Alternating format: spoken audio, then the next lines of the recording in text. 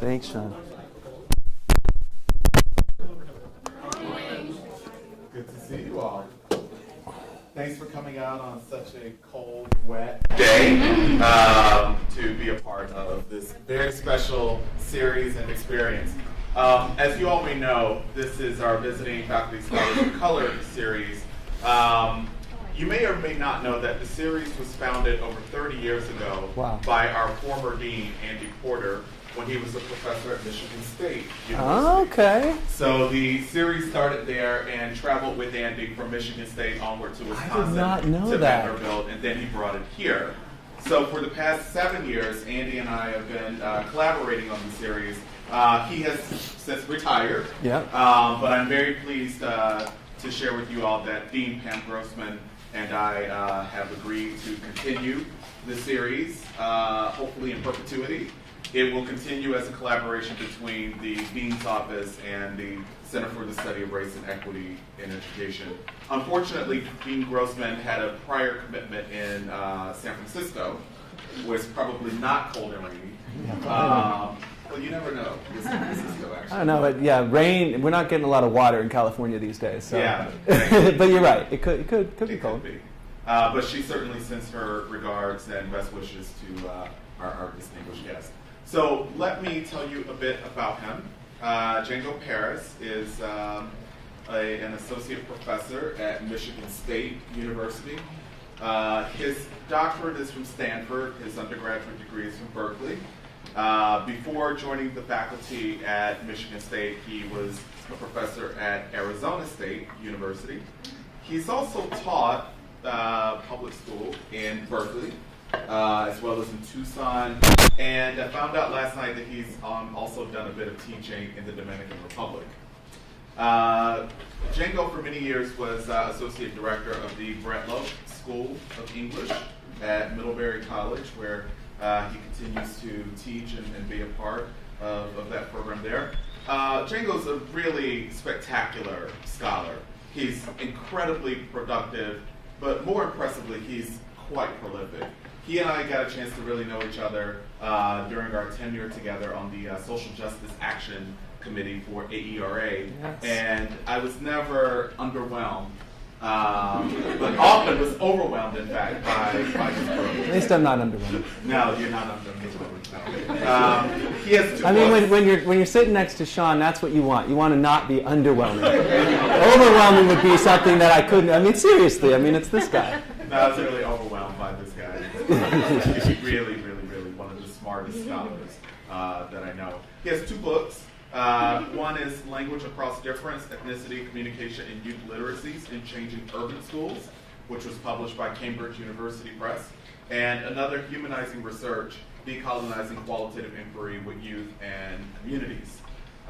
He is published in peer-reviewed academic journals like Harvard Ed Review, the International Journal of Qualitative Studies in Education, Educational Researcher, and many others.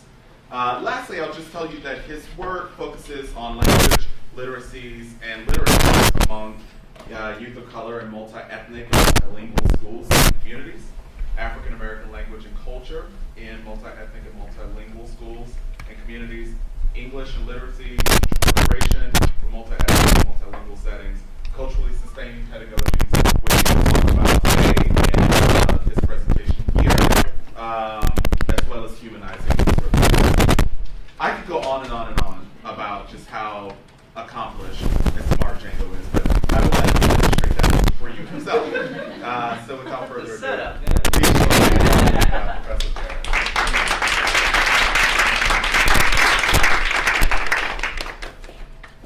Thank you, Sean. So this is actually my first trip to Penn GSE, although I've been to Philly sometimes. So it's really nice to be here. This place has meant a lot to my own learning when I think about, particularly around social language work, and even more specifically around work with joining African American language with education in generative ways with classroom learning. John Baugh and John Rickford, two of my really important mentors in that area, are Penn PhDs, and as well, I of course continue to learn from the long tradition here at the intersection of ethnography and educational justice.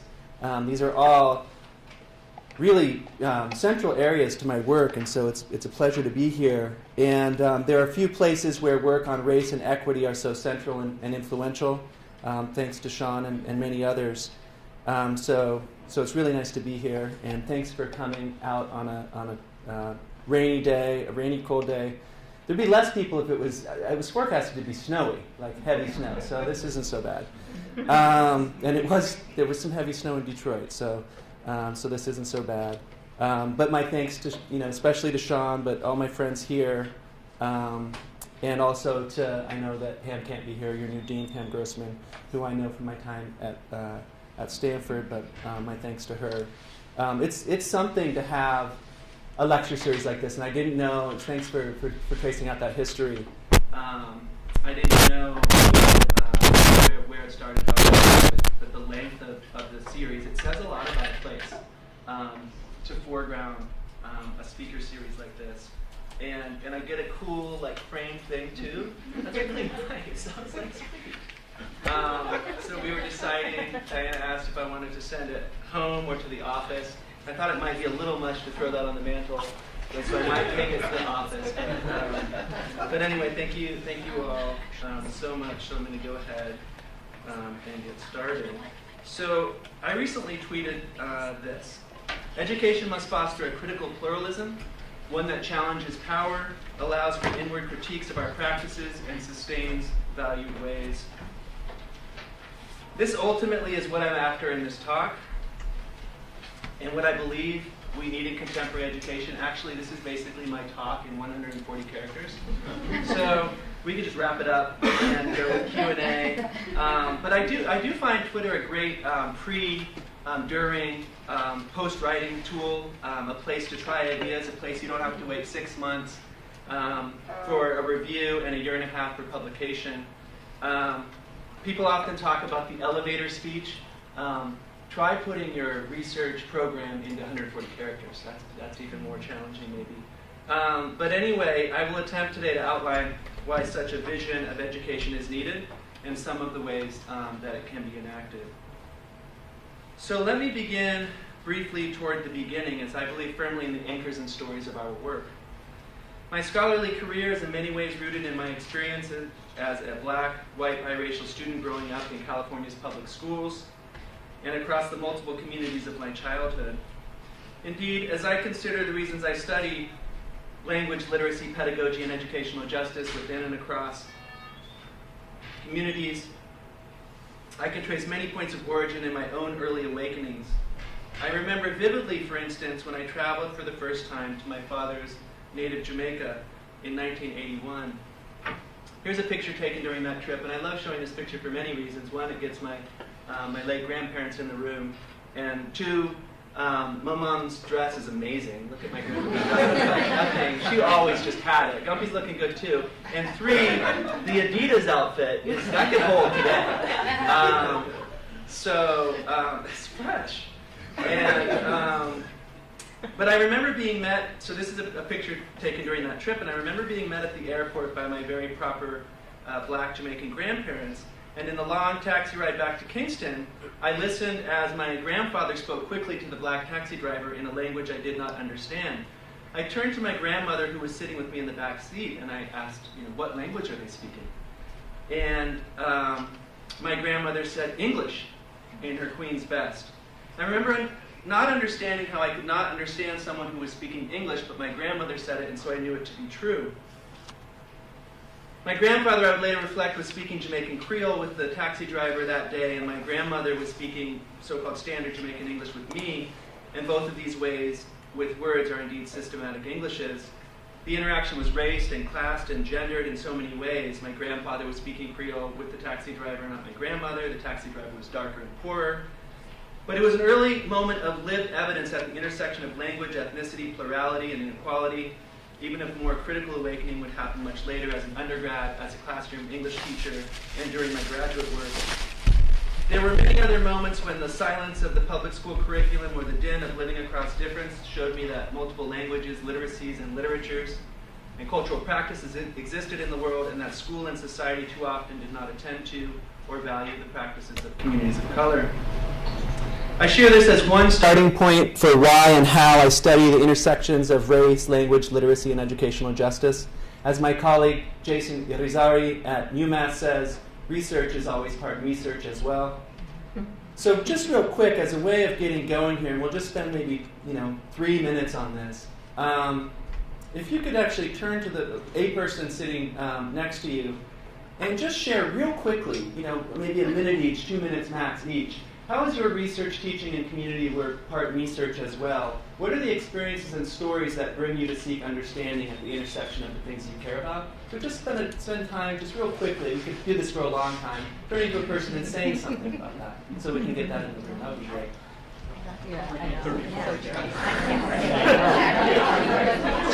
you go. 140 years.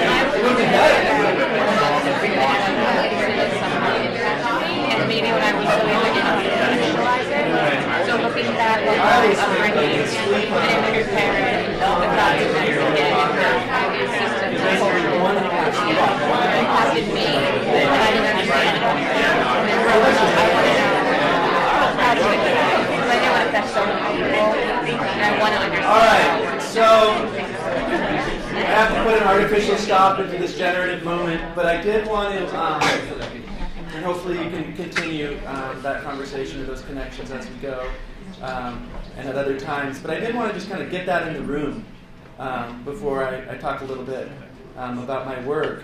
So based in my own experiences as a young person and as a student, as a teacher.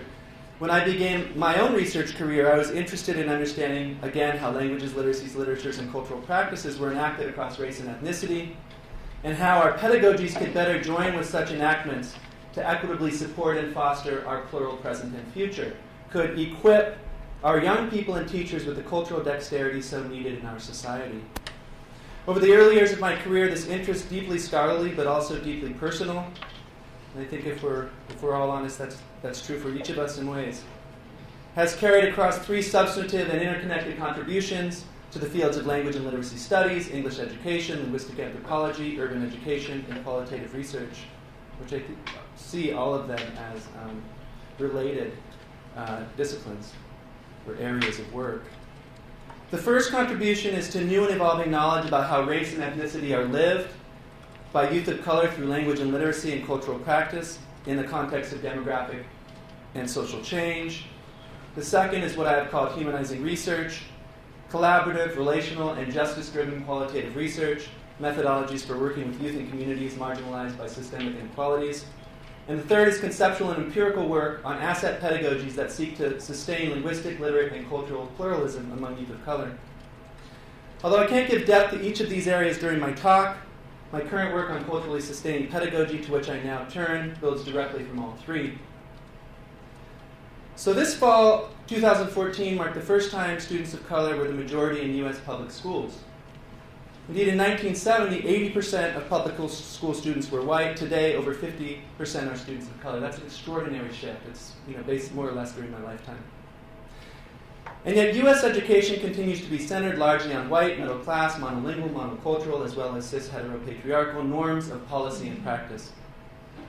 How can teachers work to sustain valued cultural practices and knowledges of students and communities of color in a schooling system that too often places little value on those practices and knowledges? Indeed, how can we as teachers and scholars envision and enact pedagogies that meet the needs of the new mainstream?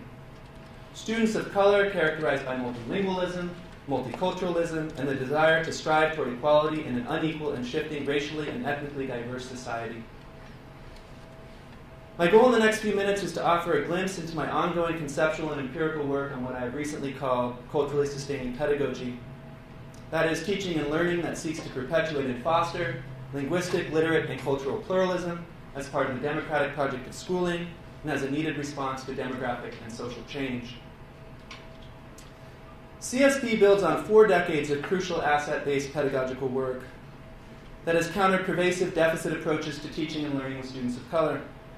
These decades of research and the long social and educational justice struggle of which they are part have worked against the backdrop of beliefs in white cultural superiority and the systemic racism they engender to prove that the practices and ways of being of students and communities of color are legitimate and should be included meaningfully in classroom learning. In the past 3 decades, this asset-based pedagogical research has importantly included work on the funds of knowledge, cultural modeling, the pedagogical third space, and notably Gloria Latson-Billings' seminal conception of culturally relevant pedagogy. Indeed, Latson-Billings recently wrote that, quote, culturally sustaining pedagogy uses culturally relevant pedagogy as the place where the beat drops. I love that. Only Gloria could say something like that. When she says something like that, it definitely makes me happy. She continues, it does not imply that the original was deficient, but rather speaks to the changing and evolving needs of dynamic systems. It is these changing and evolving needs, coupled with the persistence and increase of deficit-framed policies and practices. We can think of K-12 ethnic studies bans, English-only laws, which I like to call English-lonely laws, state and national standards based on monocultural and monolingual outcomes, massive school push-out, continued police violence and surveillance in and beyond schools, disproportionate discipline, and a persistent school-to-prison pipeline of which it is a part. It is these policies and practices that make a more explicit commitment to sustaining the valued ways of students and communities of color so necessary in the current moment. I've been honored and humbled, and people say, I think, use that construction often, but it's really true in this case, by the junior and senior scholars and preparing and practicing teachers that have taken up CSP and in many ways helped me understand its purchase and possibility. Some of the more established folks joining me in the work on CSP include Gloria Latson-Billings, Carol Lee, Chris Gutierrez, Norma Gonzalez, Terry McCarty, and H. Sandy Aleem. I recently collaborated with Aleem to forward 3 areas that CSP must contend with to center on the needs of the new American mainstream. The first is that cultural and linguistic flexibility are increasingly needed for access and power in a rapidly changing nation. The second is that asset pedagogies must consider both the heritage practices of communities and the intersecting and diverging contemporary community practices. So these are kind of places we're trying to understand and push on in terms of asset pedagogies and hoping that CSP can help us forward in some small way. And the last is that asset pedagogies must critically contend with the difficult and problematic elements expressed in some cultural practices and beliefs of our young people. Concurrent with this conceptual work, I've been engaged in semester-long humanizing ethnographic case studies with English language arts teachers of youth of color in Michigan to understand how they enact these 3 areas. And this is emergent and unpublished work. Indeed, I've just completed data collection and am still engaged in analysis, but I think it's more mutually generative to share work that I'm engaged in right now rather than trotting out a bunch of previously published stuff. Well, you can tell me if I'm right later. Dude, you should come with the book. So the first area of this ongoing work has been centered on how CSP can support needed cultural and linguistic flexibility. So given current U.S. demographic shifts toward a majority multilingual, multicultural society of color embedded in an ever more globalized world, fostering cultural and linguistic flexibility is no longer simply about valuing all of our communities, although that's, of course, still important. It's also about the skills, knowledges, and ways of being needed for access in the present and future. I have all sorts of slides to show this shift. From this Pew Research graph that shows the changing face of America in the last 50 years and the 50 years to come. So you have, in 1960, 85% of the country identifies as white, down to now it's about 62%. This is amazing, and you see this population of communities of color growing drastically. Another graph that shows this in schools, right, is this one. This chart, which shows that, so in 1997, close to 64% of the students enrolling in public schools identify as white. Here, in 2014, less than 50%. This is, again, amazing. That's 97 to 2014, right? But by far my favorite slide to show this shift takes it even earlier than school. So check this. 2002 was the first year there were more, quote, minority babies born in the U.S. than white babies. The article also shows the slow change of deficit and less than framing. I'm still not sure how you can call the majority of babies minority babies. Personally, I prefer babies of color or box. But the point is that the country is changing really quickly. We could spend a lot of time looking at this piece. So as our society continues to shift, so too does what Lisa Delpit called the culture of power way back in 1988. We continue to use that piece and concept as if the culture of power is not shifting or will not shift, or that teaching and education can't be a part of that shift. I'm not arguing that because demographic change happened, everything is changing, and power will automatically change, and we can talk a little bit more about that later. But what I believe we need is to work on is pedagogies that will join all those babies of color who will be flooding our schools in the next 5 years, and also their white, quote, minority peers, just doing that to show how ridiculous such terming is, and problematic, and will prepare them to shape and access the plural, multicultural, multiracial, multilingual culture of power of today and tomorrow. So I'm going to shift to talking a little bit about the cases now. So to prepare her students for the culture of power of today and tomorrow, one veteran English teacher I'm learning with, who I call Rashida, I often use names of siblings or good friends as pseudonyms. So anyway, Rashida's sister's name. Helps me remember. And this particular teacher is fine with me using Rashida. And so the teacher I'm calling Rashida is attempting to sustain and foster linguistic and cultural flexibility. Now the question is whether my sister thinks it's okay for me to be using her name, but she doesn't. She's younger, so I've decided that my older sister, Yana, she could do whatever she wanted. I couldn't pull that with her. But Rashida is attempting to sustain and foster linguistic and cultural flexibility as a necessary part of the Black American tradition of college going among her African American 11th grade AP English students in urban Michigan. Let me share a clip as an example. So during Rashida's month-and-a-half foray into the politics and processes of language in the U.S. with a specific focus on African American language and so-called standard English, Rashida shows the class a video about Aboriginal schooling in Australia. So the beginning of the clip I'll play is Rashida questioning students after that video. The end of the clip shows the following day when Rashida sets out poster paper with titles like identity and language. And she puts on some hip-hop pedagogy canon jams. And for those of us who do work in hip-hop-based pedagogy, there is a canon. From artists like Common and Tupac, members of the canon. And she asks students to, without talking, move around the room recording their understandings. So we'll start with this clip.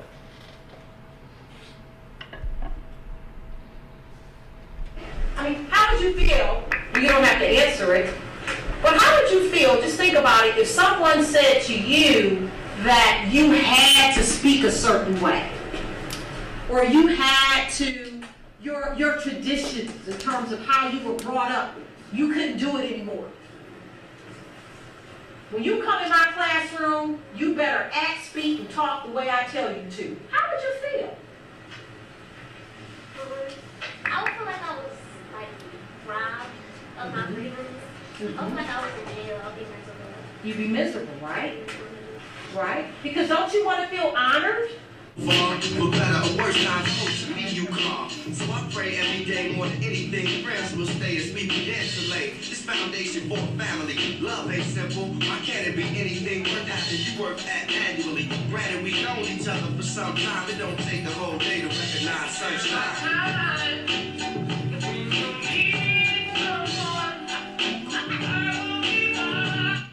Sorry for the harsh cut there. So this photo shows the finished poster on language, and Rashida's students have written slang, and under it, part of my personality, race, ever-changing, separation, different varieties of the same language, African-American language, and about Tupac, who was flowing during part of the activity. He is kind of speaking in poems. Rashida's pedagogical choices reflect her own experiences as a black student growing up in this city who was not critically prepared for the writing, reading, and whiteness of college. Her pedagogical stance and enactment might best be termed pedagogical double consciousness. The teacherly ability to critically center the content and learning norms of communities of color, while also moving across and within their divergences and intersections with dominant white middle-class content and learning norms. And of course, working from Du Bois's notions of double consciousness and second sight, and also joining a recent essay by Mitchell and colleagues. And just as an aside, I'm beginning some early analyses, which are not yet ready to be shared, of Rashida's uses of African-American language across her AP English teaching, including her uses of African-American language grammar, black rhetorical traditions, and norms, in working with students to access both dominant literary and linguistic content and content that's often left out of the curriculum altogether. Here's Rashida from an interview talking about this linguistic and cultural flexibility and pedagogical flexibility. So Rashida says, I say to students, well, I'm a teacher that uses AAL, so how about that? But then I'm deliberate with my teaching of standard English. I think they know that I know it, and I think they know that I believe it's important that they know it, even though I'm linguistically flexible. And I do think that gives me more power because I do teach it and I go back and forth. Rashida continues, it's not enough to say to students that learning standard English is the language of power, is the language of commerce, which is what I've heard oftentimes peers, colleagues of mine say. It's the language of commerce, and that's the only way you're going to make money. It's not true, I ask? It's not true. And I think we don't give kids credit for it. I think we need to be honest with kids. Connected to the demographic and cultural shifts that CSP must join in classrooms are the ways that race, ethnicity, and language and literacy are enacted and lived by contemporary young people in both traditional, but also importantly, evolving ways. The vast majority of asset pedagogy research has been focused solely on the important heritage practices of our communities while simultaneously ignoring shifting and changing contemporary community practices that young people are often engaged in.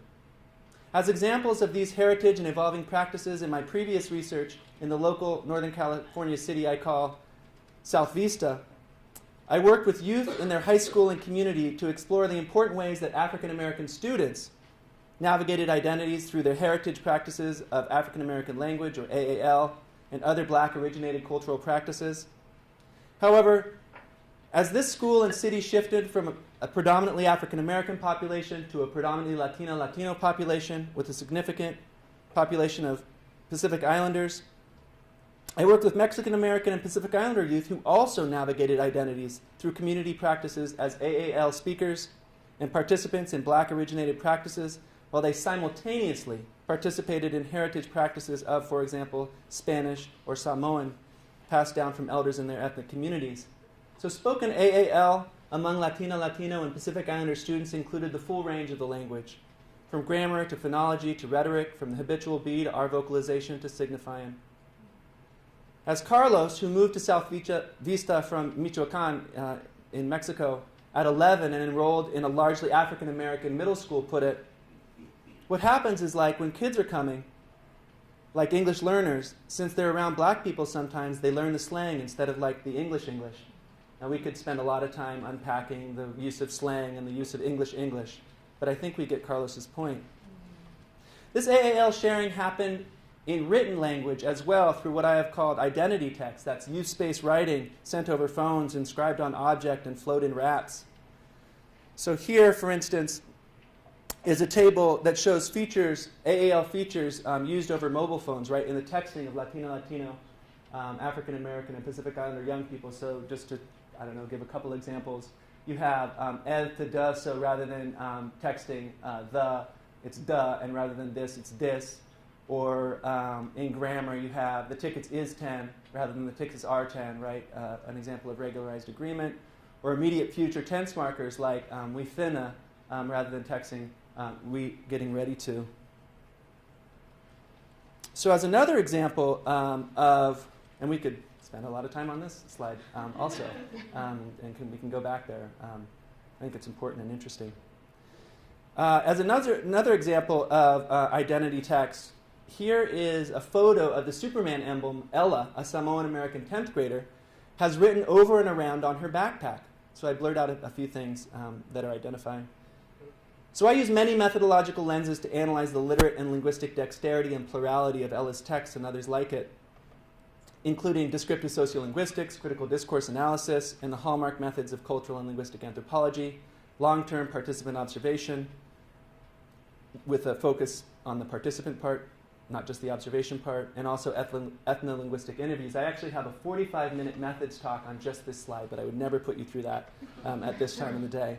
Although I don't have time to share all of that analysis, that racial, ethnic, and gendered identity work that Ella's doing, I would like to point out, just real quickly, an interesting feature of AAL phonology that has been represented by Ella in print. So she has chosen to write fo rather than the dominant American English for, and this is all going to be down here, so here's fo. This is known as R vocalization, when the liquid R sound follows a vowel and is vocalized. And let me also remark quickly on Ella's use of the word hamos, which is Samoan for Samoan. There's some I dialect in there too with the Z. And this is a striking act of linguistic identity given the relative lack of spoken and written Samoan at the school. Ella was a fluent Samoan speaker and was also literate in Samoan, something I learned both from her and also from joining her and her family at the Samoan church. And so hamos is down here also. Right? And of course, in even a cursory analysis of this identity text, I must note the boldest of ethnic identity claims Ella has written for all to see. True Hamos girl for life. True Samoan girl for life. When I asked Ella why she wrote this phrase on her backpack, she simply but deeply said, "I love where I grew up at."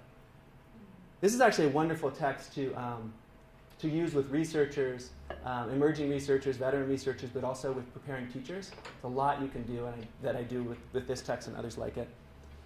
So this sharing by Latino, and Pacific Islander students in the grammar and semantics of African American language across race and ethnicity, while they simultaneously languaged across heritage practices, is not just about sharing in Black-originated words and grammatical constructions.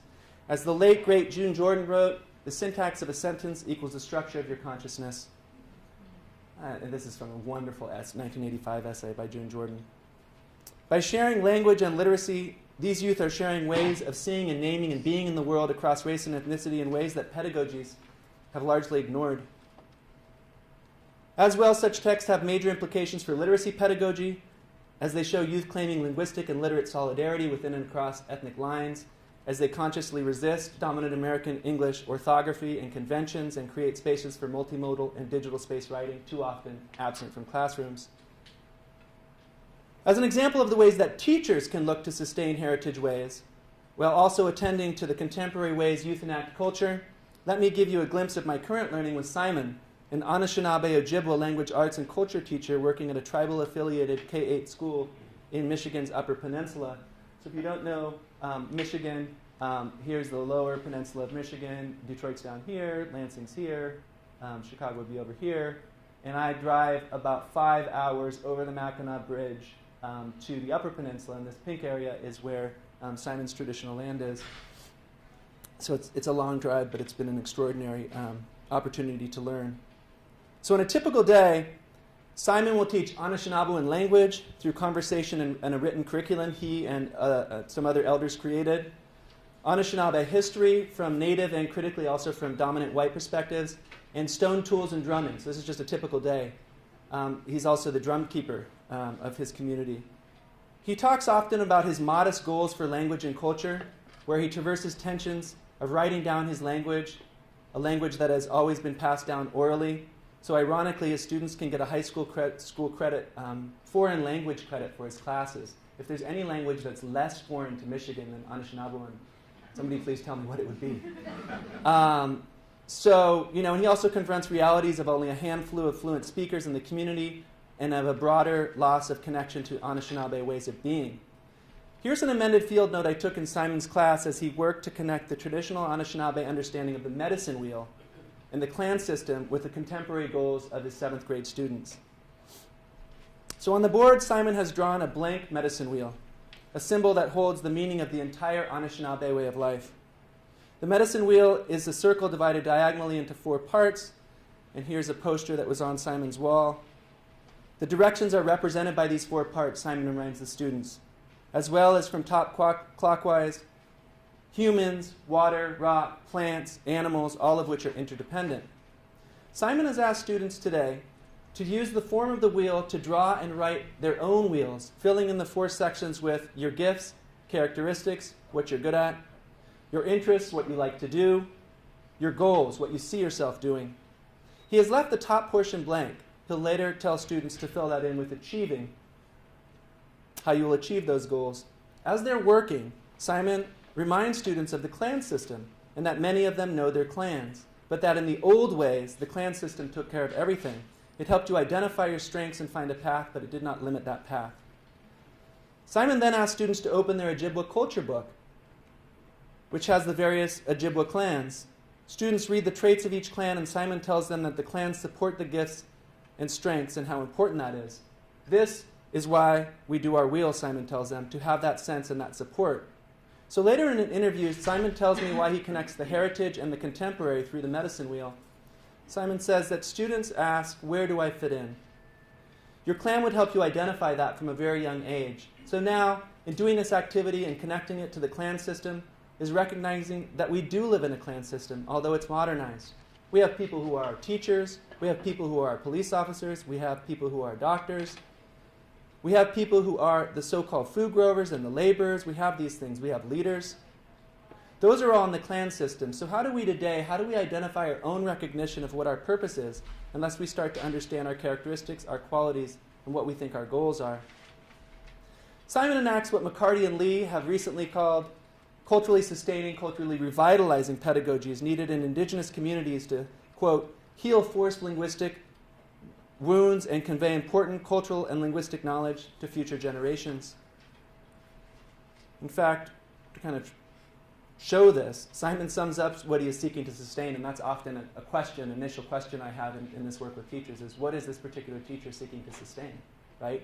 Why, how, and things sort of unfold from there and from other places.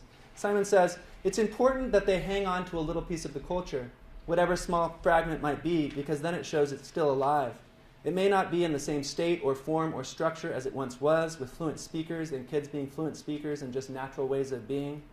But as long as they have a little piece, you know that flame is still there, to be opened up later. In the final conceptual move in culturally sustaining pedagogies, I have looked to migrate inward and be willing to contend with the challenging and problematic as well as the many positive and progressive aspects of our youth communities. Indeed, most of the 4 decades of research and practice under the Asset Pedagogies umbrella, including the Funds of Knowledge work, culturally responsive pedagogy, culturally relevant pedagogy, too often view youth cultures through purely positive or progressive lenses. You could just do a little quick review in your own head of that work, right, of work in culturally in responsiveness, relevance, funds of knowledge, and ask yourself if that's true. In some other work, I've looked at the ways that that's true in hip-hop based pedagogy, in which obviously there are, much of hip-hop is explicitly about social justice and progressive elements of communities, but much of hip-hop also is not about that. And it hasn't degeneratively and critically been taken up for many good reasons, actually, which we could talk about at some point. But one of the things that that Aleem and I were asking is, what are we seeking to sustain in culturally sustaining pedagogy? Not everything. So sometimes it's less explicit than combating homophobia or misogyny and joining youth in critically engaging in some of the beliefs and practices of our cultural communities. And all cultural communities, right, have these internal inconsistencies. Sometimes it's also about joining, right, honoring a culturally situated practice or belief, and at the same time joining students in problematizing it. So I'm going to give some examples of that, or one example of that. So this sort of thing was the case on multiple occasions in my learning with Yvonne, which is the last example I'll show. An early career biracial Chinese African-American middle school language arts teacher at an African-centered charter school in urban Michigan, where the school motto was, "Know thyself." Here is Yvonne inviting her 8th grade boys into a debate about whether they do indeed have agency to make positive social change. Some of Yvonne's students have very real reasons to believe there is little hope for them, both from their local experiences, but also from broader discourses and events like the killings of Jordan Davis, Renisha McBride, Trayvon Martin, Mike Brown, Tamir Rice. And a lack of hope in a possible future is not something Yvonne wants to sustain. Rather, she is interested in sustaining the notion that is captured powerfully in the hashtag Black Lives Matter. This episode is from my amended field notes. Yvonne has written several questions on the board for the boys to write about in the midst of their 2-month classroom to community park rehabilitation unit. The first question on the board has been Yvonne's organizing theme across the semester. How does our education give us the tools to be agents of change? I look over the shoulder of one young man, Jamal, who has written no in response to do we have agency and nothing will change in response to what needs to be done. I ask him what he means. If the mayor turns his back, how are we going to make change by fixing the park? And people are just going to mess it back up. Nobody's going to make change unless they're getting paid. I tell him I hear him and agree that the city is in a long struggle. He continues by saying that to have agency, you need power, and the power has turned its back on this major city. A long 45-minute discussion ensues, which is amazing for 8th grade boys. I was a teacher of 8th grade boys. Indeed, at one point I was an 8th grade boy. So it was extraordinary that this conversation went for this distance. It was toward the end of the unit. The discussion explores agency, if it's possible, if change is possible. Yvonne makes the point that Jamal and others are community members, and that they're experts and that they live in the blocks right around the park, and that people must respect their knowledge. One boy, Terrence, who consistently argues for the possibility of agency and change, tells Jamal, "We all know if the basketball court was fixed, you'd be the first one out there balling."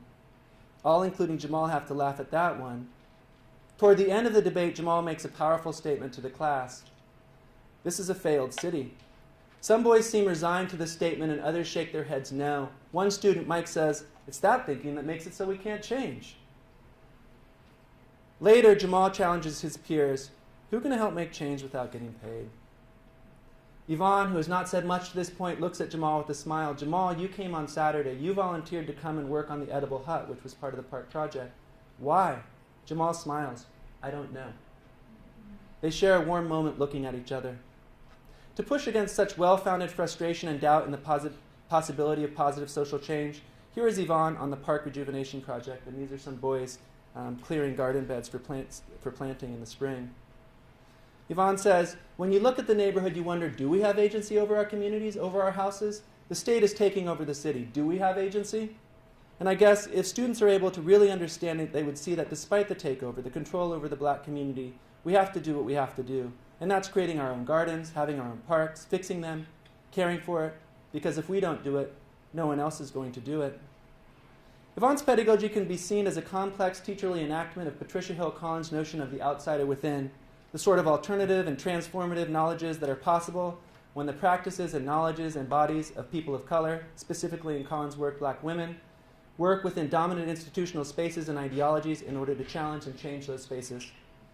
For Yvonne, such a positioning is an opportunity, through reading and writing and action, to forge and reforge an ethos of black community self-determination and possible justice that this city and community have embodied for decades, but which she and her young students question, even as they attempt to enact. In 1986, Lee Shulman offered the massive idea of PCK, pedagogical content knowledge. As I think with these teachers about the contours of their culturally sustaining pedagogies, it seems we need more work on a different kind of PCK. Pedagogical cultural knowledge, the specific and contextualized cultural knowledge needed to engage deeply with the new American mainstream and the understanding of how to render that knowledge into teaching. Rashida needed to learn about the history, structure, and politics of AAL and continued to do so during our work together. She was a teacher who demanded the design was collaborative in some ways anyway, but she said, this is great. I know you've been writing about black language, so let's work together and let's make this dialogic. Simon himself had to invest in learning and relearning the significance of the Anishinaabe clans and the medicine wheel due to his own schooling experiences. Yvonne pulled from her own socialization in black activism, but needed to understand it in a contemporary times and with contemporary youth in a city she did not know. Yvonne was born and raised in California. And this knowledge for each teacher had to be rendered pedagogically in a particular schooling context, which is quite important, into a language unit, a lesson on the medicine wheel, or a park rejuvenation project. And so I was going to spend a little time thinking about what it means to cultivate culturally sustaining pedagogy among future professors and preparing teachers. I'm not going to spend much time on that now, because I think I have till just a little bit longer. But I will say that it can and needs to be done. And one thing that I'll say that I don't think we're doing enough of is the third bullet point, and that is guiding our students and ourselves toward building relationships of dignity and care through teaching and community work with young people and families of color. And that means a lot. It has many implications for field placements for preparing teachers, for how and where we do our research with communities. And the final, I think, is also important, and that is that we need to model culturally sustaining pedagogy in our own practice, right? And ask ourselves this question, which I think is a great question to ask, that each of us can ask ourselves, but also that we can ask preparing teachers and veteran teachers alike. How am I centering the valued practices and ways of being of students of color and other students marginalized by systemic inequalities in my own teaching? And so since I'm talking all this game about culturally sustaining pedagogy, I would like to close by offering a glimpse into how I attempt very imperfectly to enact CSP across my own teaching. So recently in my advanced qualitative methods class called, we actually at Michigan State, there's an advanced qualitative, there's a number for an advanced qualitative methods class. And last fall, there were 3 that were offered and all filled. It was crazy. There was one on this one that I was teaching, there was one on narrative inquiry, and there was one, I can't remember what the third one was on, but that was amazing. But I was just happy there was a line that existed that I could, I've been working on this book for a while. Can I teach a class, please? So the class was called, maybe not surprisingly, Humanizing Research, Decolonizing Qualitative Inquiry, after the title of our new book. And there were some students that I'd been working with for a couple years that were also pushing for such a class. And so on this day, we were reading Keisha Green's necessary chapter. Keisha is an assistant professor at UMass. And her chapter is entitled Double Dutch Methodology, Playing with the Practice of Participant Observer, in which she uses the African-American practice of double Dutch jump rope as a metaphor for field work. So as always in my courses, I invite graduate and undergraduate students to collaborate in our teaching and learning by leading segments of the class. So on this day, doc students Bernadette, Amber, Sakina, and Shanika were on. And as a way into thinking about participation across familiar and unfamiliar research contexts, they brought double Dutch into our classroom. So after Skyping with Dr. Green and writing some field notes while watching YouTube videos of double Dutch, we pushed back the tables, and those who could, luckily we had a couple of pros, did some jumping with pedagogical and methodological purpose. It was an extraordinary class full of deep insights into being outsiders and insiders in the communities of our work. And of course, the class leaders made sure I practiced this sustaining pedagogy that I preach, which meant a little double Dutch of my own. So I planned a grand entry. Things are looking good for me at this point. Everybody's kind of got Bernadette and Shanika twirling and some other students sitting in the back. I'm focused because this is a big moment, right? And then I have this moment of possible glory, but I'm going a little aggressive. I think I'm more planning to dunk the basketball or something. And you see Sakina over here. She's like, oh no, this is not going to go well. And then I fail miserably on the dismount. And what's worse, these photos were live tweeted from class. So I got back home and I was like, well, that was good. That was a sweet class. I was like, oh, hello, there I am. But my failure isn't the point of sharing these photos, right? Rather, it's to think about how we can research and enact CSP across pre-K through university teaching and learning. how we can contribute through our teaching to understanding equality across race, ethnicity, gender, sexuality, class, language, ability, and documentation status, and across other ways we are similar and different. The vast demographic and cultural changes sweeping our nation and our schools present an opportunity, and I would argue an imperative. But they are no guarantee of education and social equity in the short term. Indeed, many measures of equality are going in the opposite direction as a backlash against the reality of our racially and culturally shifting future is in full effect. Against this backdrop of pervasive racial and ethnic inequality and the continued centering of American education on white, middle-class, monocultural, and monolingual norms, I am hopeful that the emerging work on culturally sustaining pedagogy can, joining the asset pedagogy research that precedes and follows it, and importantly, also joining the cultural justice movements of today's young people, which are inspiring, that it can be in some way useful to our visions of educational equity as the United States moves into an ever more multicultural, multilingual, and multiracial future. So I'll end there and say thank you.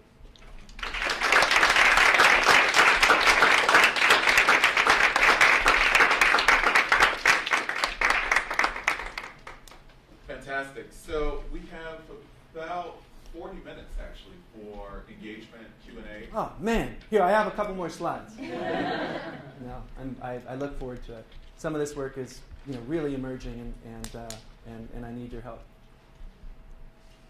So, any thoughts or questions about any of the work? I tried to do a little bit on a central part of my work, which is social language work, looking at social language and literacy work, looking at how young people live race and ethnicity, right, and what that means to teaching. Less on humanizing research, although I gave a little kind of mention of it toward the end, but I'm happy to talk about any of that and a little bit more on some of the current cases, but also some of the conceptual moves that we're trying to make with culturally sustaining pedagogy. So anything that's of interest would be fun. Yes? Hi, thank you so much for your very interesting talk. I'm actually taking a course in curriculum and pedagogy this semester in international context, and these are very pressing issues. Yeah. And so I would like, if you could elaborate more about, you said that of course you can't preserve everything, so how do you choose, what to preserve in terms of cultural heritage and all that, and how do you deal with this, with the challenges of preserving a culture and also preparing students for the modern American world that they live in, where there is very little space for, or very little room for appreciating or tolerating diversity, like in the world of work. And you did mention some examples with the teacher that you put it in some students were like, well, if you don't speak English, then we won't get a job, or, we need to teach the, right skills to get a job in the modern world. But then, how do you, I know that's... But it's a central question, right? I think one thing is realizing that, the first is thinking of culture more as a verb than a noun, right? So not thinking of preserving culture, but thinking of culture as something that's dynamic and fluid. So that's one thing. I think the other thing is to remember that it isn't always on the onus of the teacher or the educator or the adult to understand what's valued and how things are practiced, but rather those kind of relationships and co-inquiry with students can help understand what are the value practices and how can I work to both sustain them. Right, one thing I think about often is honoring, exploring, problematizing, and extending as kind of a way of thinking how we might join the practices of young people. And so that's a couple of things to think about. One thing I also think we need to continue to push against is to think, and of course young people and families and all of us oftentimes rehearse some hegemonic discourses around which languages are valued and will be valued in the future, are valued now and how and when, which literacies, which cultural practices. And I think we need to continue to push against that false dichotomy and thinking that it's always going to be this way. And so we need to continue to think about how we forward certain dominant practices when it's in fact not always that way. And in many contexts it's not that way at all. And so there are all sorts of examples of this, right? However you think about him and his current performance. So when you look at Aleem and Smitheren's book Articulate While Black, right, in which they show that Barack Obama's linguistic dexterity was an asset, and rhetorical dexterity was an asset across communities, actually, across racial communities, both white and black communities and other communities of color. And so I would say, a couple of things. One thing is that, and I've already said a couple of things, but one thing is that cultural and ideological change often precedes policy change, right? And so you don't get the abolition of slavery or women's right to vote or marriage equality because politicians get together and say, this is a good time to do this. You get it because the culture is shifting and changing. And if we see teaching, right, and education research as cultural work in some way, then we see that our work can help shape and join the change that's in process, right? So I don't know if that gives you any, and we could talk, so one question is, what might a teacher be seeking to sustain? And then you have to think about, well, what is out there, right? And how would that look? And then, the whole idea of preserving, in a sense, looks at culture more as sort of a static noun, right? As something that is happening now and we need to preserve it. And one of the things we're trying to do with this work is show that heritage continues to be really important. Heritage is also lived differently, takes on different salience depending on activities and context. But that there are also ways that things are really evolving and emerging around race, ethnicity, language, and literacy in ways that multicultural education or some asset-based pedagogical work hasn't taken up. And so it complicates, it makes it harder for us, but I think that the interesting education work has always made it harder for us because harder for us is how many of us in communities have always lived. Yes? Hi. Oh, I was going to go here and then Abby, I'll come right to you. Is that cool? Hi, Abby. Hi, yeah. Oh, you weren't going to No, let's go here and then. Yeah, is that fine? It was like perfect lineup. It was like you I can understand. and like. I was just wondering how, if at all, activism might fit with this. Right. And so, gosh. So I think one thing, and it seems like I'm, I'll go back to Twitter as if I'm like always tweeting, as if I'm small on Twitter. But anyway, I was thinking about yesterday on Twitter, Black Lives Matter as an example of a culturally sustaining movement that teachers, that education, that pedagogy needs to generatively join. And so, so there's a few ways to think about that, right? One is, I remember being part of a conversation a couple years ago. It was actually around being a member of the Social Justice Action Committee, in which there was all these AERA leaders at some planning meeting, and some people were talking about how, hey, this is a research organization and not an advocacy organization, right? And other people were saying, we use research for advocacy, whether you want to say it or not. And that was just around the time the AERA had changed their meeting, had been doing the amicus briefs around the Fisher case in Texas, and had made some advocacy stands based on research. So one thing is to think about, the connection between research and advocacy and activism. And I see that as those as one and the same things. If you think of it as cultural work, you could couch it that way, but you can also couch it as work that is about enjoining change. So I don't know if this. So there's that part of it. I also think one of the things that I'm trying to join others in doing is to shift the discourse about who we think the mainstream is, right? And in my work with young people in communities of color, young people are not only the new mainstream. These young people are not only the new mainstream because of demographic change, but I think another element of that, in which I tried to put up there, is that they see inequality, and if given the opportunity, and oftentimes they're forcing the opportunity. You think of the Dream Defenders or Ferguson Action or some of these other more public versions, but there are local versions too, are interested in and are doing activist work or doing community work anyway.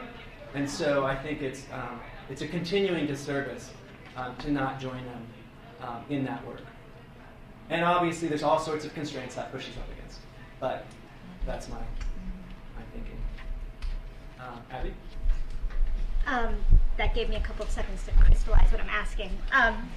So I like I'm taken by this idea of culturally sustaining pedagogy as a sort of more encompassing and richer, though I don't know if Gloria would want to hear, than when compared to sort of relevance. But I wonder if, so culturally relevant pedagogy is a construct that most teacher candidates encounter. At this point, yes, it's and, ubiquitous. And they very quickly develop their understanding of what it means, and I've often seen what I would deem to be fairly shallow interpretations of what it looks like. Absolutely. And often, in some ways, some destructive elements of essentializing culture, of sort of defining for kids what their experience is and has been. Absolutely. And in your talk, you show 3 successful examples of what CSP might look like, but I'm wondering if in your work you've encountered some less successful examples, and what you think some of those risks are, and how you sort of have started to think about that. Right. So absolutely yes to the first part, right? And one of the reasons for a shift in term and stance and practice is not just about what previous work maybe hasn't done, but also the way it's been co-opted, appropriated, and taken up, right? And so in Gloria's piece in the Harvard Ed Review, Culturally Relevant Pedagogy 2.0, the remix, she talks about that, right? She talks about the fact that it's not what this is what I said. But also talks about some of the changing needs of dynamic systems. I think some of those earlier notions of asset pedagogies were more centered on just what the teacher is taking up, rather than what young people are doing and teachers joining that, in a more dialogic way. So there's a lot to that second part of the question, Abby, and so I have been talk about taken with Eve Tuck's idea. So Eve Tuck at SUNY New Paltz, Indigenous scholar in methodologies and curriculum and other things. So she had that idea of damage-centered narratives, pain-centered research versus desire-based research, and her and Wen Yang wrote a really it's a hardcore chapter that calls us all out in our book, Humanizing Research, that I really love. It's just, it doesn't let you go. But the idea that social science has been really good at stockpiling sort of pain narratives and damage-centered examples. And even when people are doing asset-based work, they can only do that asset-based work by saying this is how horrible things are, by using deficit frames as a rationale, basically, right? And so one commitment in this work was to find teachers, and it's not to not complicate, and this is a presentation, I'm just giving these little snapshots, but to find, we all know it's quite easy to find damaging practice with young people of color in public school settings. And so it was a commitment to, through community nominations, which teachers are committed to sustaining some core cultural practices, right, or ways of being of young people of color. And so that was a commitment. And so the stories, much like in the tradition, right, of Gloria's Dream Keepers or of Mike Rose's Possible Lives, was to find some of the good in teaching, not to not complicate it. And we do all sorts of complicating ourselves. And these teachers, of course, are working within contexts, both local and more broadly, and have themselves succeeded to some extent in dominant schooling, right? And so the terrain is really complicated, and they're, and just like all of us, are falling down at times and then holding themselves up at times. And so part of the collaborative design with these teachers was for us to have feedback. So we're looking at video together. We're I'm thinking about doing this. So for instance, Rashida's language unit, she had a bunch, but she wanted more. And I'm not going to say, I'm studying your language unit. I'm not going to, what is that? So instead, okay, so how can we account for that together? And how can I, right? So So I don't know if that answers your question.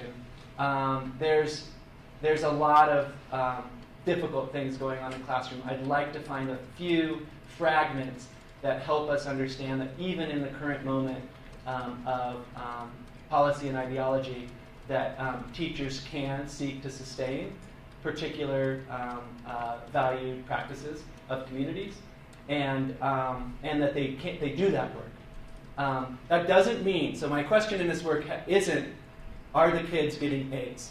Are the kids doing well in standardized tests? Some of them are and some of them aren't. But that's not my question. And so there's a whole bunch of stuff that kind of revolves around that. Is there a specific follow-up you could do that could help me answer it maybe more? Well, so I'm just coming at this from a very practical place of teacher education, and so I mean, I heard was sort of that's where you'd love to see this, right? Is be part of what we consider in teacher education, great. and so you know, if we had people in our classes who were just immediately understood how to pick up, uptake these practices and engage with them, then that wouldn't be much of a challenge. But we know that's not necessarily the case. And so I'm just wondering if you have a sense of, in your own teacher education pedagogy, what might be some of the ways to help teacher candidates understand what you're talking about when you say culturally sustainable. So one great thing is that, and this, I don't know if this is, whatever this is, it's part luck as everything is, but there's something about the term that is immediately accessible to many people, and many people that have been doing this work for a long time and many who haven't, who say, sustaining, yeah. Because there's a different outcome. The outcome is pluralism rather than this constant bridge metaphor. We're using what you know to get to something better and more important, right? And so it has that going for it. The other thing is there's been some really good examples. So a doctoral student at Colorado Boulder, Mike Dominguez, who has been using culturally sustaining pedagogy as the frame for working with Chicano teachers and white teachers in learning how to do CSP. And so one of the things that he's done, and this is his dissertation study, which I think is really fabulous, but one of the things he does, hi Ebony, is he, and this is, again, we could talk about practical, so he takes a small group of Chicano teachers, less white teachers, and they live in residence with Chicano students, with young people that they're training to teach, right? And they spend a week living together. And for these, for the white teachers in particular, they, and this is some of the work he does, they had never had an experience where they were living with community, just relating to, but anyway, living with in a predominantly community of color, right? And they, looking at their learning, it was really interesting to think about what just having meals together, having the discourse centered around Latinidad and around ethnic studies, which is what Mike's work is, ethnic studies through English as a secondary discipline, and so the changes for both the young people, the Chicano teachers, but also the white teachers, were really interesting to look at. And so that's why I say when we're thinking about placements, what often happens is if teachers are whether they themselves are teachers of color, are maybe community members in ways like Yvonne was, where she was from a different city but had some community membership, or ways like Simon was, where he's always been in that place even though he went away to school, lost a lot of it, and now he's trying to reclaim it with his students. And so, but we send, preparing teachers off to a school for a little while, and then back to the teacher education classroom, or sometimes at best we go to the school and we do the work in there. But community organizations, joining with communities in activities of mutual concern, in movements of mutual concern, that's where deficit thinking is really undone. And so I think those are some of the implications for teacher education. Tim San Pedro at Ohio State just did a whole class on culturally sustaining pedagogy with the entire, it's their kind of diversity class. So it's big with their whole teacher education cohort. He's doing some really interesting things. We've done some interesting things in our urban cohort educator program, and also in the English education program at Michigan State. So there's a student, Eric Skogsberg, who is basically following, so he introduces culturally sustaining pedagogy to his teacher candidates, English teacher candidates, and then they go into the classroom and they're like, wow, this isn't going to work. what do you know, look at all these things happening, and this is happening, and this is happening, I'm trying to do this. And so he's following them for 2 years to support them in how he, as a white teacher educator, and they, as both black and white teacher candidates and now teachers, can learn with young people about what practices might be worth sustaining and how to engage in those curricularly and pedagogically. So, and we're putting together a collection, me and Aline, of essays by some of these senior folks and some junior folks on how culturally sustaining pedagogy operates or could in their work. And so those are people like, Gloria's there, Carol Lee, Norma Gonzalez, Chris Gutierrez. We invited the people that we continue to learn with and from, who are the foundation of this work in many ways, or a generational foundation, and of course it goes back hundreds of years. And then also kind of more junior folks like Tim San Pedro and others to kind of say, this is where, this is how, this is useful, this is what it looks like. Yes? I think this is a follow-up on Abby's question. I wonder what the images of struggle for the people who are actually trying to do this look like. So it's not looking at examples of when someone's sure-footed, but rather when someone's actually doing what real teaching looks like, which is kind of a mess. Yeah. And so I think guess capturing some of that for when they're not actually in the action, but when they can study them and look at them. Yeah. Okay. Yeah. So, teaching is always so complicated, and as you say, is a mess in ways, right? And so, a couple of things. So here's some of the. I'll put some of the messiness into these 3 cases just real quick. And so Simon works in a tribally affiliated charter school. His tribe is affiliated with the school. It's just off the reservation. The school has been around for a long time, and in Simon's, from Simon's perspective, is constantly up against, dominant versions of, state standards, state tests, and he feels like Anishinaabe language and culture are getting less and less time, right? And so one of the real difficult struggles for him is continuing to maintain a space for it, right? Even though he has a room and he travels to other teachers' rooms and he does collaborate with the science teacher and the math teacher and the English teacher in ways, he feels like it's a shrinking piece for him. Also for Simon, his experience in college, where he was one of few Native students and where he was an athlete and where he was asked to cut his hair if he wanted to stay on the team, to his own public schooling experience, which stripped him in many ways. He didn't go to the tribally affiliated school. And so there's a relearning. Some people sometimes say, well, Simon is Anishinaabe. Of course this will be easy for him. Or this is, what about the whatever teacher? And I say, no, it's not. It's very much a process for him as well. It's also the case, so I won't give examples of all of them, but it's also the case that all of these teachers are trying to center some value practices, but at the same time, most of the language and literacy work is done in dominant American English and in other forms of English that we could talk about, oral and literate. And so there's a tension, right, between how much is something valued and what would it take to sustain something, which is why it's, when Simon says we're not set up to support or to create fluent speakers. It's not possible. It's a painful thing in some ways, but he says, but what can we do? And so there's that. Yvonne was an early career teacher, and in some ways needed help, as we all do as teachers, but she needed a lot of help to figure out. She was in her second year, right? And those of us who are classroom teachers know what the first and second year and the third and fourth and fifth and sixth year are like. But anyway, that second year can be difficult, and so can the first one. And so she needed a lot of support, but she had something that she wouldn't give up, and that was a belief in the in the humanity of her students, but also their agency.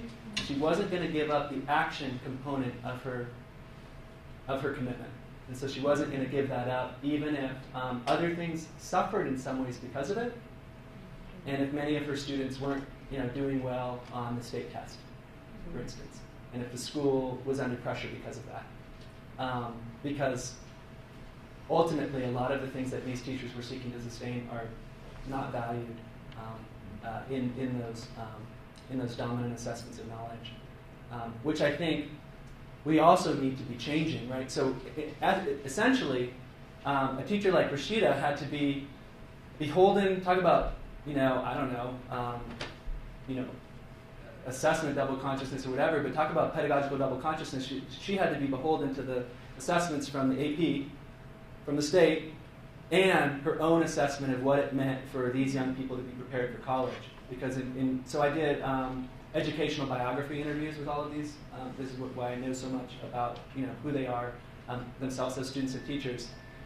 She felt when she got to college, she wasn't prepared for a lot of things, but she also wasn't prepared to go to a predominantly white institution and to be devalued in the way she was devalued. And so she was all about college going for these young people, but she was also all about college going in a different way. And that is difficult for lots of the reasons that have been brought up. So I don't know if that, but your question pushes me, because again, I'm sharing some snippets to say this is how I'm starting to think about it empirically, and other people are doing it in other ways. But your question is helpful in the current moment when I'm thinking about how to account for context. And thinking of context more like the activity theorists, like Michael Cole, right? What's context is that which weaves together, not that which surrounds. But if you're thinking about context in that way, then what's the role of an African-centered school or a tribally affiliated charter school in allowing particular enactments of culturally sustaining pedagogy to happen? There are also teachers, and this kind of goes back to Abby's question, who were community nominated and who I was happy to work with, but clearly weren't doing anything that I could find a footing on that would be culturally sustained pedagogy, so they didn't become cases, right? That doesn't mean that we didn't meet, and I said, I'm happy to work with you in any way, but this is dialogic, and so there were a couple of teachers where I was like, okay, this isn't it. Sort of an impertinent question. Yeah. Did you have a choice then, whether to engage with them and the ideas and work that you were most interested in? So basically they were nominated by various community members, and then there's the matchmaking process that often isn't talked about in any sort of qualitative research or ethnographic inquiry. And it's like, who are you? What are your interests? Will this work for each of us? Is it mutually beneficial in any way? So all of that was at play. And so they had a choice. I had a choice. I think one of the interesting things is that initial choice. So in this book, Humanizing Research, Ariana Manuel Figueroa writes this really amazing chapter about thinking about exiting. So we talk a lot about entering the field. There's the whole motif, right? Entering the field. This is what it looked like, right? But we don't talk much about what it means to leave. And what she does beautifully in that chapter, and it relates to your question, is she talks about working with mixed status families in a large northeastern city. So some of the kids are undocumented and some of the kids are documented. These are Mexicano, Mexican-American families. And at one point, after 2 years of field work, the parents asking her to adopt their children in case if they're deported. Right? Will you sign these formal? And there's this document called La Carta, the letter. And so what she says is this called really multiple bluffs of the ethnographer. One is, I've given you this IRB form that says you now sign everything over to me, and now we've forgotten about that because now we really care about each other, right? And then I'm going to leave, right? She didn't end up adopting these two, or legally becoming the legal guardian for these kids for multiple reasons. But it raises this series of questions. So I'm very interested in that beginning part, but I'm also interested in who will we be to each other? Me, and I'm kind of riffing in some ways off Mark Vermont Hill's work on representing. But anyway, who will we be together going forward for their practice? Rashida's joined a doctoral program. Yvonne is still teaching predominantly Black youth, but now in a new city. Simon is still doing what he's doing, and I just visited him recently. Yeah, I think we have time for maybe 2 more. Yes. So culturally relevant pedagogy is very much rooted in this pursuit for social equality and social justice, right? One of the things that I've been observing more recently is these charter schools emerging where it's kind of more used to develop, I guess for lack of a better phrase, global cosmopolitan habits. This kind of, you know, For lack of a better phrase. For lack of a better phrase. I haven't been thinking about this much. But global. Well, I'm hoping it sticks. Everybody. For lack of a better phrase, I'm. But it's so it's but it's this idea of I guess developing kids who can take some of these repurposing multicultural education so that they can kind of be more upwardly mobile with it. And these are somewhat different purposes, I see. And I was wondering whether you could speak to whether these different purposes can be reconciled. Well, I guess I have to hang out at more of the charter schools you're talking about, because there are other charter schools that aren't. I don't. If I'm understanding you, I'm actually I teach. What is today? Monday. I teach on Wednesday, and then on Thursday I'm going to New Orleans, and we're going to be working with some teachers and also with the students at the center around the conference. And but just thinking about places in charter schools, and I've taught in a charter school before, so there's a range of things we could talk about. Trying to understand your question.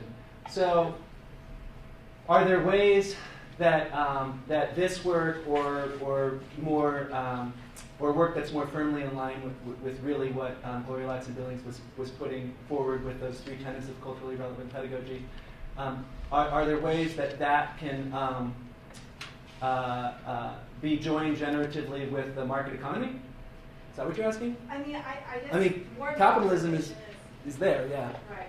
I guess more of my observation is that there are some charter schools. There's one in Philadelphia where they're really kind of, it seems like they're repurposing multicultural education, but it's not really, the mission of the school isn't really for the sake of, recognizing marginal groups or things like that. It's really kind of to help students become more global, right, and more competitive. Okay. Well, so that's interesting, right? I mean, that kind of goes with some of the more recent arguments around the need for affirmative action, something that I benefited from. But anyway, right, where not to address past wrongs, but because it's good for everyone.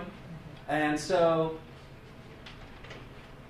so I don't know if I have an answer to your question, other than to say, I think anytime you disconnect practices from the communities and the purposes of those practices, that it's very dangerous, right? And so if you then are saying, we're going to study, I don't know, whatever movement or whatever community through literature or through any number of things, only because it's marketable or because, right, it's in a sense it's a sort of Columbusing, right, of multicultural education. And so your colleague, Nelson Flores, recently posted that article some of you have seen about the Columbusing of bilingual education. And so one of the reasons I love this room is because nobody asked me in the first 1 or 2 questions, what does culturally sustaining pedagogy mean to white students? And that's often the first or second question. And there's important reasons behind that question, and there are important ways to generatively join and answer that question. But I thank you so much. So I didn't really answer your question, but I think it's a good one to think about. Maybe I did, though. I think I did.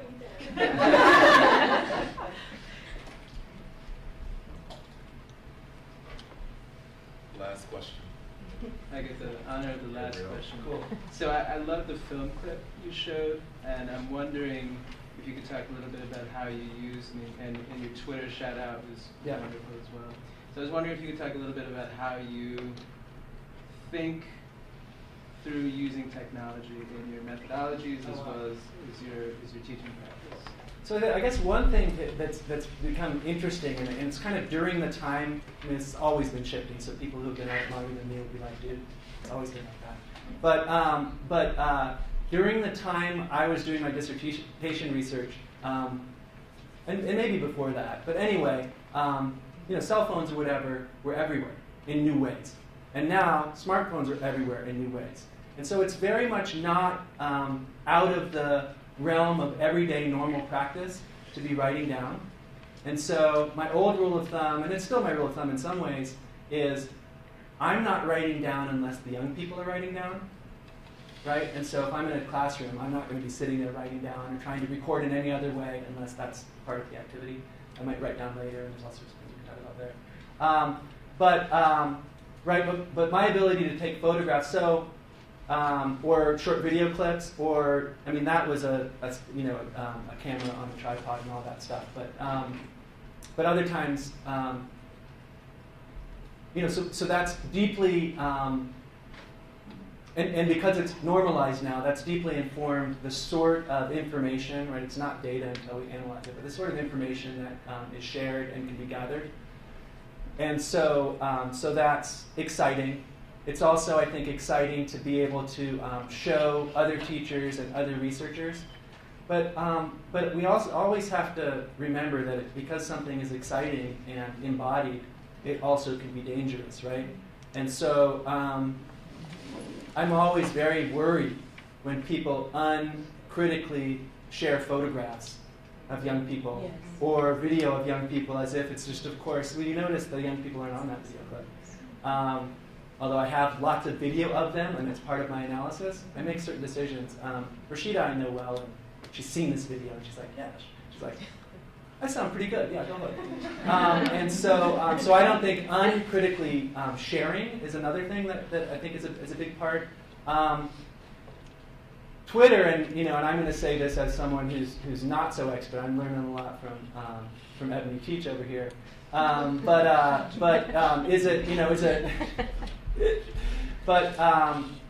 been a really generative space for me around research. It's interesting to be able to try to condense ideas and also to share things. Obviously, you can share links and stuff like that, but also to just share ideas and to see. Sometimes they might get some sort of traction, or sometimes not. But all those hundreds of people saw it, right? And I think that's important. The other thing is just from a sociocultural perspective, right? One of the questions you ask is, where is language happening, how and why, for who? And so because language and literacy and is happening oftentimes, in digital spaces or through digital mediated means, that's where it is. And so in a sense, if you're not there, you have to start to wonder, well, are you studying young people? Or working with young people? So those are other questions. So I don't know. There's just some stuff around there that I can continue to kind of play around with. But cell phones are amazing research tools, right? Smartphones, it's crazy. Like you could do everything with the thing in your pocket, and because the thing in your pocket, a lot of people also have that thing in their pocket and they're doing everything with it. It becomes this way of sharing information.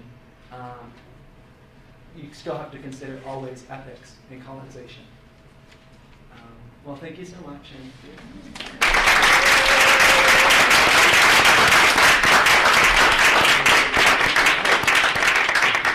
Nicely done. So, Django, as is the tradition, I love this tradition. We would like to present to you a framed copy of the poster that we use. This is so cool. Advertise your talk. This is awesome. And do feel free to put it on your mantle. Somebody can take a picture. Somebody can take a picture of me and Sean. Anybody? We can tweet it. At Penn GSE. Do you have it? It's awesome. Look at that. This is really nice. I like it. Thank you.